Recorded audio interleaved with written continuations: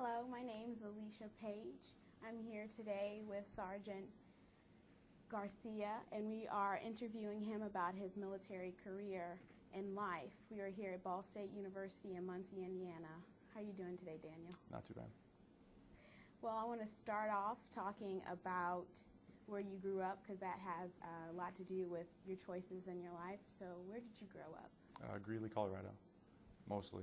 I grew up in, we left Greeley, went to Idaho for a couple of years, then South Dakota and back to Greeley. So, how was it like growing up in Colorado? fun, lots to do, cold winters, but got through it and it was fun. What did you do while you were in Colorado? You say it was fun. We mainly went to the mountains a lot. When I got my license, me and my cousin, he was my best friend at the time, we're always in the mountains, camping, fishing, whatever, with our friends, and if we weren't there, we were causing trouble, being 16, 17 years old around town. So. Did you have a large family in Colorado? Yes, on my dad's side. My mom's side wasn't too big. I didn't know a lot of my family on my mom's side, and there's tons of family on my dad's side that I don't know, just because it's so huge. What was high school like for you? High school, ups and downs, of course. Didn't really enjoy it too much. Got by though. I mean, I had A's, B's, and C's for sports, and after sports, I didn't really care too much for it, but it was good. It was all right. What kind of sports were you involved in? I was in football, wrestling, and those are the main sports. I did baseball a couple years. It says on your bio that you had some college. Yeah. What kind of, how long were you in college and where? It was just, I transferred all my stuff over from the military into civilian. It was college, and then took a couple courses in the military that were college equivalent. So. All right. So college was not actually directly Not actually, after. right, yeah. When did you decide that you wanted to go into the military? It was just like almost a spur of the moment type deal. My dad had been bugging me to join the military, and I didn't want to join the military. And I had all my credits early with high school in March of the year I was going to graduate.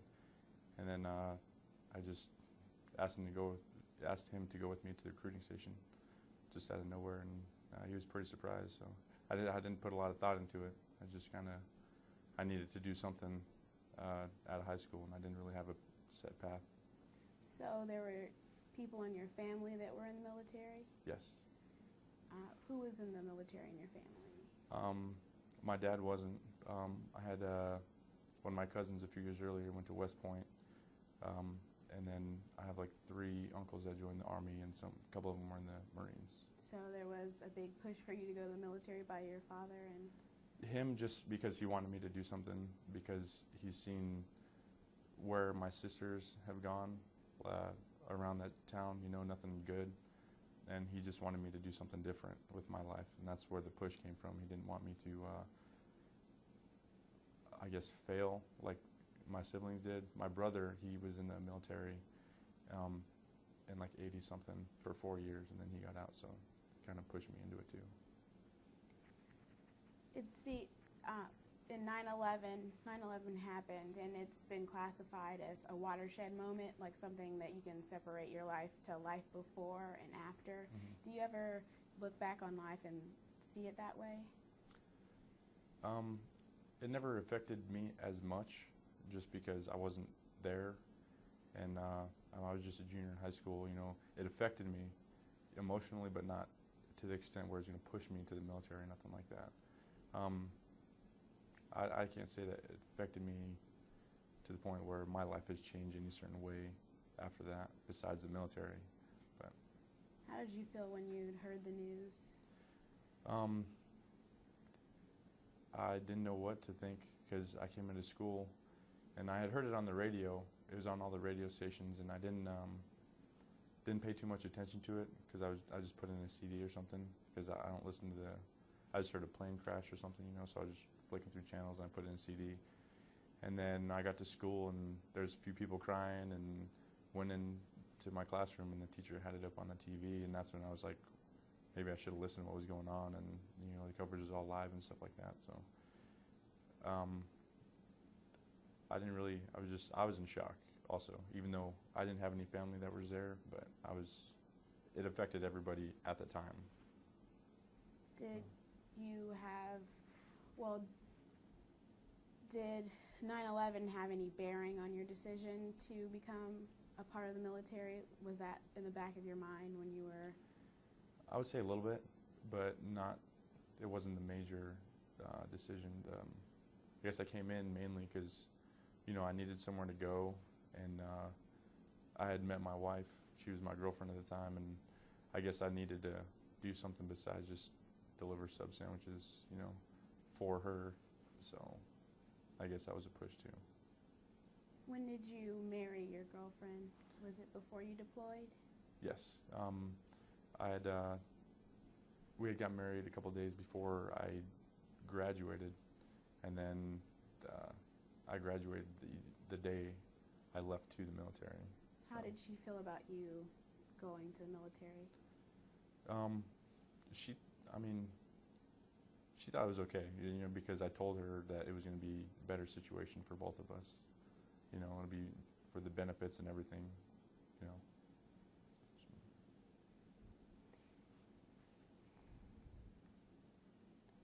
What was the first day like at basic training? I want to talk about that because basic training is your foundation for your career. Mm-hmm. Crazy.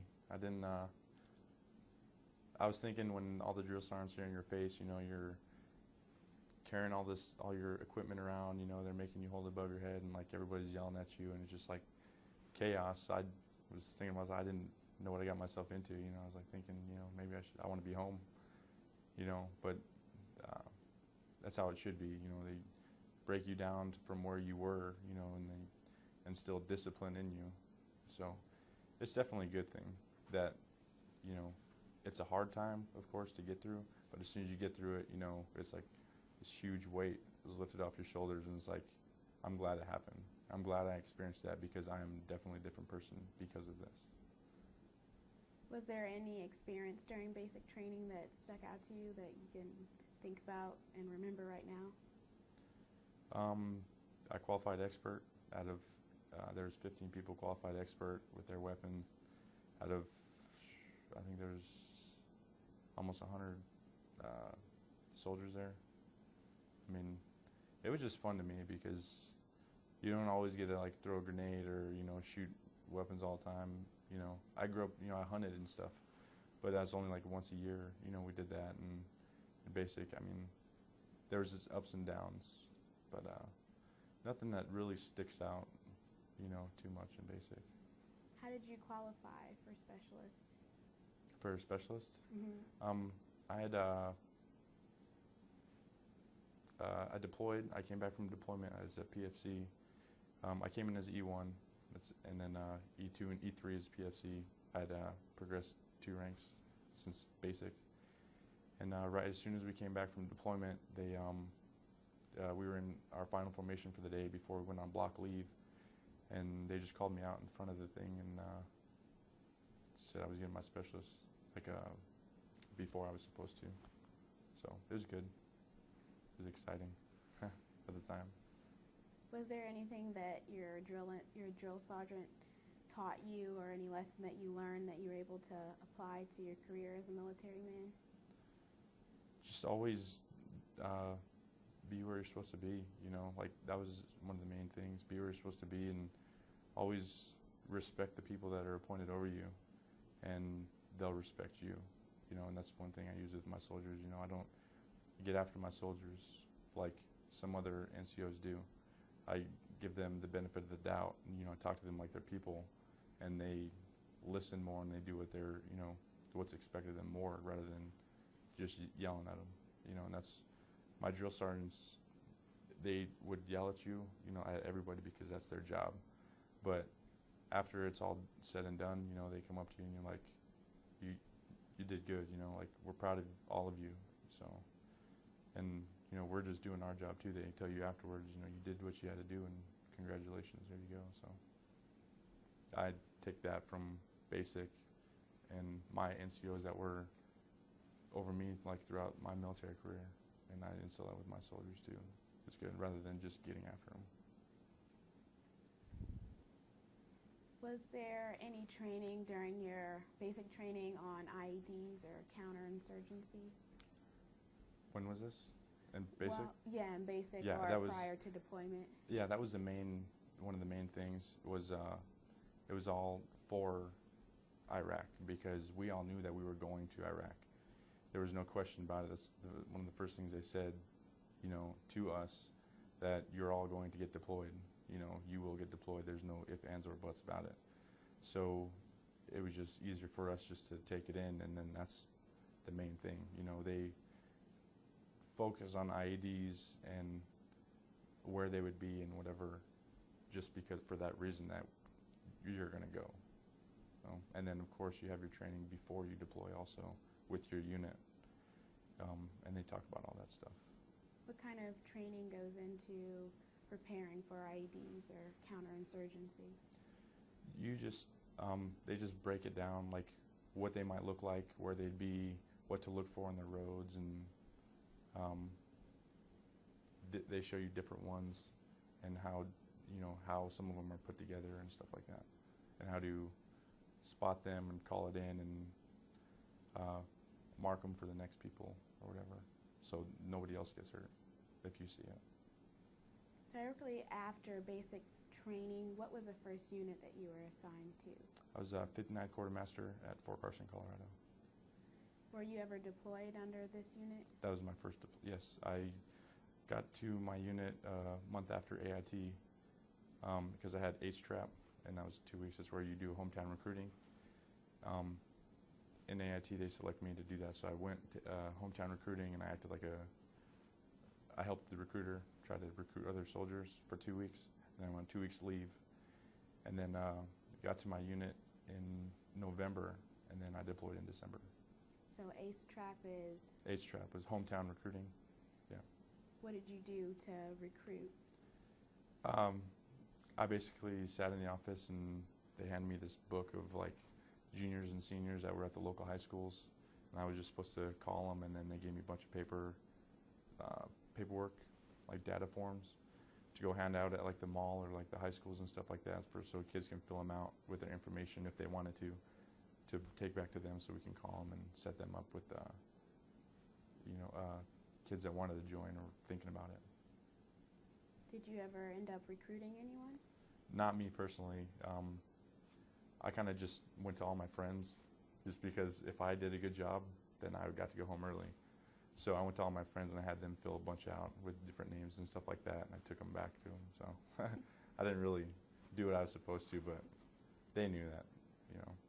We're just there supposed to be there to help them, but that's a harder job than what I thought it would be, as far as just you're calling people, you know, you have no idea, and then you get on the phone and somebody actually picks up, and you're like, this is Private Garcia with, and you're stuttering, and it was fun. It was all right. Didn't sound like that was exactly the perfect place for you to be. No, recruiter. it's not. No, it's not. It's recruiter. What was, under this first unit, what was your mission? My first mission, we were bulk fuel supply. So we just, when we got into Iraq, we set up 50,000 gallon bags of fuel. There was like 60 of them we set up, and people just came to us, and we supplied like different units, filled up their tankers with fuel, and they would drive from either to our post, our fob, and drive it to wherever they were, and they'd supply other people. So we were the main supply, like a bulk supply of fuel for whoever came and got it. What went into supplying these soldiers? Was there any like specific training that went into that? Yeah, we had to like putting up the berms, the berm liners, the sandbags. It's it was 6 months for us to set up the 60 bags we did, and training, you know, just learning how to the pumps and like the paperwork that goes into supplying them so we don't get our numbers messed up, so we don't get yelled at. There's not a whole lot behind it, but it can be just long hours setting up the stuff. But as soon as everything's how you need it and you get a routine, then it's pretty good. So your specific mission was to supply other Fuel. Yeah. fuel. Yeah. What was there? Was there a mission for your entire unit, or? That's it. We just supply. Whoever came in, like they would bring their big tankers in, and we'd fill them up, and then they'd go do whatever. That was the main mission for that unit. I was there for 3 months, and they put me on the ECP. It's an entry control point, coming in and out of the post, and that's what I did for the rest of the 9 months that we were there. So I didn't really do my job a whole lot when I was there the first time. Was this your first time out of state or out of the country? Yeah, I went to Canada for like a week in 6th grade with my family, but other than that, yeah, it was my first time. How is it being so far away from home? At first, it's kind of weird, I guess. Just like you don't know what's going, you don't know where you're at, and you just got to get used to your surroundings, used to what's going on around you, and find a routine. You find a routine. You go to work a certain time, you come back, you go to the gym, go eat, come back, take a shower, go to bed, do the same thing, and it makes it a lot easier.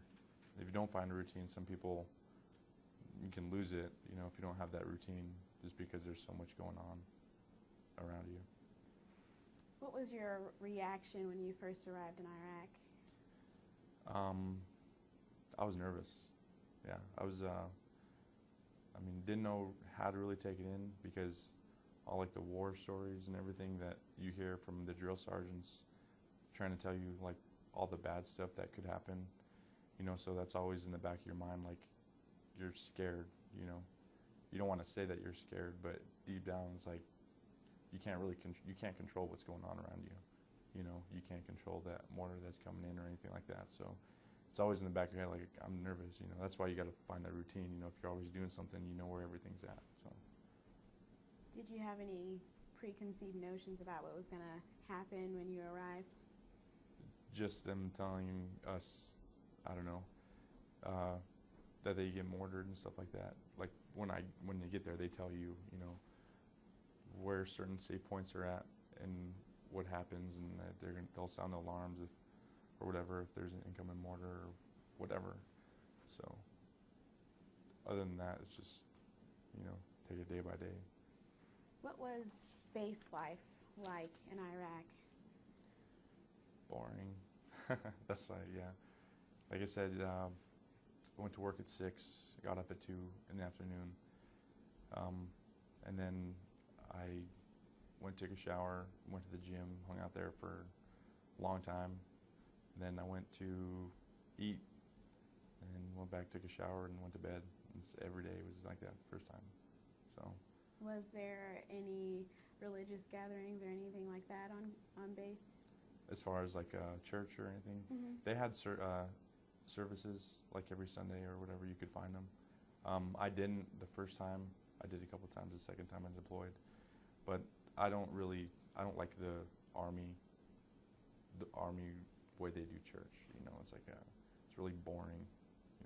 I go to church. I'm a Christian, and that's fun to me because like worship and everything. But army church is boring. That's why I never, I'll read my Bible or whatever if I need to myself. But as far as me going there, I never did it. Was there a lot of other soldiers that found safety in church? I can't say there was.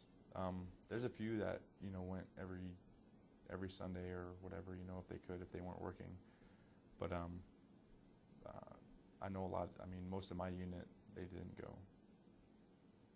Were you ever involved in combat during your first deployment? No, I wasn't. So you just fueled and refueled? Well, on the ECP, we were searching vehicles. That's where I was at, like the last 9 months of my first deployment. We had the FPS that would work for us. They were the local nationals, and they would search the vehicles, and we would like stand guard while they came in and everything. but nothing ever like crazy happened. Had to take down a few guys, but there was no firefights or anything like that. You said ECP. What does that The stand entry for? control point, so Okay. like the front gate, basically. When was your transition into your next unit? We got back from deployment in '05, and then in '07 is when I had my orders to go to Fort Hood to deploy with the 25th Cav or 21st Cav Brigade at Fort Hood. What did you do in between downtime and between units? Just worked. I mean, we were always busy. My first unit. I mean, we go to work. We'd have to be at PT at 6:30, and then we weren't getting done until almost 7 o'clock at night. And this was like Monday through Friday, you know. And this wasn't when people were getting in trouble and everybody had to come in on the weekends or something, you know. That first unit, because when we came back from deployment, they had switched first sergeants and company commanders. So of course they come in and they got to try to, you know, puff up their chest, and they got to do what they got to do, you know, make sure everybody follows, you know, does the right thing their way. So we went from a deployment with these two people doing everything like a certain way, and then as soon as we come back, everything has to change, you know, because they want it done their way. So it was rough for like the next year until I left. When did you know that you said in 2007 was when you found out you were going to redeploy? Yes. How did you react to this? Was there a different mission, or did you know what you were going to do? Yeah, it was a different, well, at first it was classified, like they wouldn't tell us what we were doing because of the unit that we're going to until we got there. So we didn't really know exactly. We knew we were going to Texas with this Task Force Odin, but then we didn't in Texas or whatever at Fort Hood, but we didn't know exactly what we were going to be doing until almost we were deployed again with them. How long were you in Fort Hood? I was there from '07, and then I was stationed at Fort Leonard Wood in March of 2009, so about 2 years. When did you deploy back to Iraq? September of '07. What was your mission this time around? This time we were on the airfield, and we were refueling aircraft that were coming in, because they went up and they were taking pictures of like the infantry and stuff like that, like overseeing them, so they could look out past the infantry so they could see what they were going into.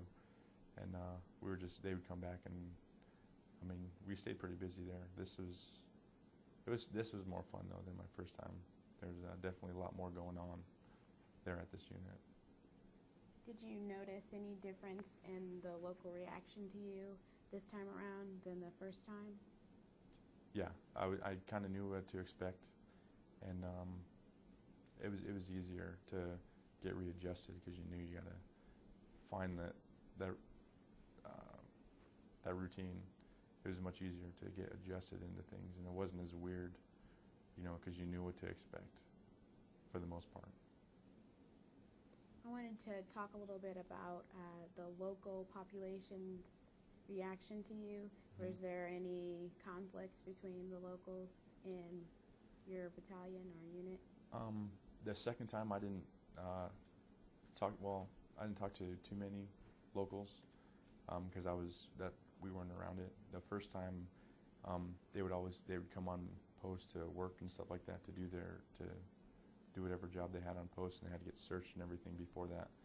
And there were some people, they didn't want us there, but for the majority, you know, they wanted us there because it gave them jobs and something to do, you know. As far as what we were doing there, most of them wanted us there because, you know, we were getting Saddam out and everything, you know, all that whole, you know, whatever. So it was for a better, more so than worse for us to be there. Is most of them thought, is the reaction I got. Was your only job there to resupply other military vehicles, or did you do anything else while you were here the second time around? The second, no. We were just on the airfield supplying fuel, like refueling aircraft. Were you ever in combat the second time around? No. All right, so it was a pretty... Yeah. It was, I wouldn't say stress-free, but as far as the combat part, I didn't, it wasn't dangerous like, some other guys have gone through. Were you ever commander or leading other troops? Not really. Not into combat or nothing like that. Now, I have soldiers now. You got tell them what to do, and I'm their leader and mentor and stuff like that. But I haven't had to do that yet. What would you, if you were asked, which I'm going to ask you, what would make an effective leader? What traits would you give an effective leader? Knowledge of what they're doing.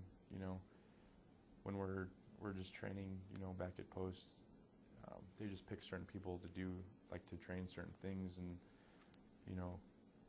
it's okay because we're there. We're stateside doing stuff, but sometimes they'll do the same thing overseas. And if you're under someone that doesn't know what they're doing, it could get someone hurt. Whether you're in combat or you're not in combat. Just refueling aircraft. Someone's in charge of you, telling you to do one thing, or trying to teach you like something that you already know in the back of your mind, but you don't want to say something because I guess it makes them feel good to tell you something, and they're telling you wrong. It makes them uncomfortable, and that's something I try not to do. If my soldiers know something that I don't, for some reason, then, so be it. That's awesome. I'm glad they're picking up on things. So the only trait you would give him is know what he's doing? That's a big one. Yeah, if you don't know what you're doing, you're going to get yourself and someone hurt. There's not any other traits like you could think of? That's a big one. Knowledge. I can't think of any. Can you give me an example of when you saw a leader be an effective leader? Be an effective leader? Mm-hmm. One of my NCOs now, she's always trying to get everybody moving, always, which is good. Like if there's nothing to do, and she can tell that like the morale of the soldiers is down because like we're all bored and we have to be at work, she'll get up and like tell us to go like to the motor pool, which is not any more fun, but she'll be down there with us, and I like that about her. Is like she'll tell us what to do, and like if we have to do something, but she doesn't stay in the office and stay on the computer. She's always down there with us. That's most of my NCOs have been that way. So. And I believe in 2004, before you actually, I wanted to go back a little bit. In 2004, before you were actually deployed, I believe Saddam Hussein was captured. Do you remember hearing about that or having any reaction to that? I didn't have any reaction to it. I think I was in basic when they said it, or just out of basic. But I didn't have. I was happy, but at the same time, I still knew we were going over there, so it didn't affect me too much. Did any of the soldiers you knew react anyway, or any of your NCOs? We weren't around it as much, as like the combat part of it. So we were happy, but it wasn't, there was a change, but there wasn't like a big party or anything like that when we found out. When did you leave from Iraq back stateside after your mission was complete? The second time? Mm-hmm. It was September of 2008. What did you do once you arrived back in the States? A whole lot of nothing. My wife she was in Colorado until right before I got redeployed back to Texas, Um, she got there. It was her and my daughter, and we didn't do a whole lot. We just hung around, enjoyed some stuff around the city or whatever, in Texas. But we were just ready to. We knew we were moving again in 6 months to Leonard Wood, so we weren't trying to save money, I guess, for that move. How did you make that transition from, excuse me, base life to being back in the U.S.? A lot of support from my wife, my kids. They, help you get back into the routine back home. There's a lot more to do, and it can get stressful. Even though you're not in combat or anything, going back to having everybody, in your face and everything around you, going back to a regular work day, get real stressful, so having the support from my wife and my kids, it was great. So was it pretty easy? It was at first it was a harder adjustment the second time, but it was, just because of support, it made that it easier, I guess. Did you find the transition for other soldiers that easy? There were a few soldiers that had it rough. I don't know why, because the unit we were in, it wasn't like a combat unit or anything, but there were some soldiers that took it a little harder than the next, just because they didn't have anybody there, besides their NCOs or anything. They didn't have family there. They're just single soldiers. They were living in the barracks, so they kind of went from one state, pretty much almost the same thing, except they had a lot more to do. So they were, some took it hard and took up drinking a lot more because they could, because you can't in Iraq, you're not supposed to. And then they just can't, and they drank a lot. So when did you get involved with the 4th MEB? In March of '09 is when I signed in to Fort Leonard Wood, and didn't know anything about it again, because it was a CSMRF mission, I guess. It was like a Homeland Security type deal, and totally opposite of what I was used to. I was always trained, combat, and you're always going to have your weapon on you and everything, and this was totally different. So it was crazy. It was a big change from what we've always been doing. Can you describe for me how it's different? We go to the field and we don't take our weapons, and that's just because the Homeland Security. If we go to a place, let's say we go to here in Indiana, we went to Camp Atterbury, Indiana, for training. If they simulated that there was a nuclear bomb went off, and they brought in all these posts that were doing the CSMRF, and they everybody was training basically, doing what they would be doing if something actually happened. And if you show up to a situation like that, if something happened with a weapon, people would think that you're there to enforce something, I wouldn't say attack, but you're there to enforce, I guess that's the only way I can put it. But let's say Haiti, we were going to go to Haiti. If you show up with weapons, they might get the wrong idea. So we walk around with no weapons and no gear on or anything. You just have, what you're supposed to be doing, like we were refueling. We just show up with our truck and or water supply or something like that. So that's a big change, going from Iraq twice and my other 2 units where you're always carrying your weapon, in the field or overseas, to you never carry it, except when you're going to the range with 4th MEB. It's hard to get used to because you're always thinking you're missing something, like your weapon like that.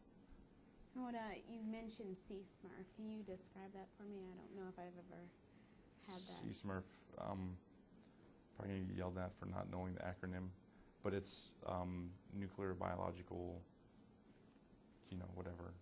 So, sorry, I don't know the... It's perfectly okay. How did you prepare within the 4th MEB, prepare for disaster relief? Lots and lots of training. I mean, when we first took over, the mission in, it was October of 09, we went to Camp Atterbury, Indiana, and it was huge training. You know, there's the other posts that were in the Sea Smurf. They went there, and there's thousands of soldiers there for the same thing, and that really brought to light like what we were doing and like how everything worked. But as far as when we were back at Fort Leonard Wood, it wasn't as much. We were basically just getting our vehicles ready if something would happen, you know, and we were helping out other units with fuel or maintenance or whatever. But the main thing was Camp Atterbury, and it was huge. I've never seen so many people like for the same mission all together like that anywhere else. It was crazy. Was that a different experience for you, having so many different soldiers all in the same place? Yeah, because it just brought to light what we were doing with the MEB, as far as the Sea Smurf and the state side, you know, the Homeland Security. It was awesome. I mean, I've never seen that. So. Was base life any different from your first and second deployment to being with the 4th MEB? No, not really. It was about the same. Same, just PT, you go to work, go home, spend time with family. Currently, there's been news that the 4th MEB is going to be changed from working with national security to actually a combat battalion. Mm-hmm. What are your feelings on that? They already did. In October, we gave it to Fort Polk, and that's fine with me. You know, it's just what I'm used to. The whole combat thing, as far as like getting ready to go overseas and stuff like that. Just what I've been trained. You know, every war, or, you know, like has been different. You know, like Desert Storm or, you know, whatever. But what I'm used to is like over in Iraq right now. I haven't been to Afghanistan, but I think it's okay. But other soldiers that come straight out of AIT into our unit and haven't experienced anything else combat, they're a little more nervous about it because they've never been, and you know, like they're just worried that they're going to deploy. So, but I mean, we haven't come on orders or nothing like that, so they don't have anything to worry about right now. With President Obama declaring that he wants the troops to be pulled out of Iraq, how do you feel about that? You can talk about it just because he says it is. I mean, he's cut back on it, but we're going to be there for a while. I don't think we should be, personally, just because we've been there for so long, and they just want us there because, you know, as soon as we leave, it's going to go right back to the same thing. I mean, they've been fighting for like 2,000 years or something like that. You know, they're not going to stop just because we come in there. So. While deployed, were you able to keep up with current events or anything like that? For the most part, it's pretty good. I mean, they have AFN over there. It's like the soldiers are stationed in Germany. They like broadcast it out, and we get it there. So it was all right. I mean, they show news like 24/7, so it wasn't too bad. It was okay. And ESPN is always on the TV, so. Keeping up with sports. Yeah. When you first came back from, I want to talk about homecoming, was there any celebration or anything like that from your family or anything? Yeah, from my family. I mean, it was, you know, first time I came home, I didn't know it, but they all got together and we went to a bar, and there was a big surprise party there for me at the bar. And just have everybody, like with no drama or nothing like that with my family, everybody there. It was awesome. But there was in Dallas, Texas, when you come home from leave, you fly into Dallas, and then or Atlanta or Dallas, and then you fly to where like whatever state you're going to. Dallas has a huge homecoming thing, you know. You walk down the hall and you can already hear people like cheering, and then you walk through like hundreds of people, you know, thanking you for being, you know, for doing what you do, you know. And it's always cool like walking through and, you know, somebody just come up to you and like shake your hand like almost in tears, like thanking you for what you do. And you know, they'll buy your lunch, you know. You just be sitting somewhere and people just like buy your lunch.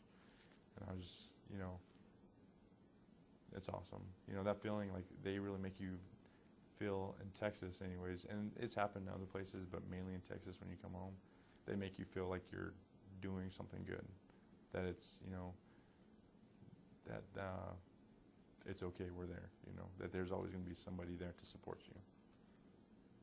What is it like being thanked by all those people? Overwhelming, yeah. When the plane landed, we came in and they had fire trucks out there and they were shooting water over the plane, and the plane like drove underneath it. And I was like, well, cool, you know, I didn't know what was going on. I thought it was like a fire or something like that, you know, and they did it. And then like when we heard all that, it was, I mean, yeah, I was overwhelmed by the whole situation. I didn't know what to think. You know, you have a bunch of people coming up here and thanking you for what you do, and you know, you got to thank them back for their support, you know. So if it wasn't, I mean, their support is huge. I mean, everybody's support is huge. What are your future plans with the 4th NEB? Do you have any?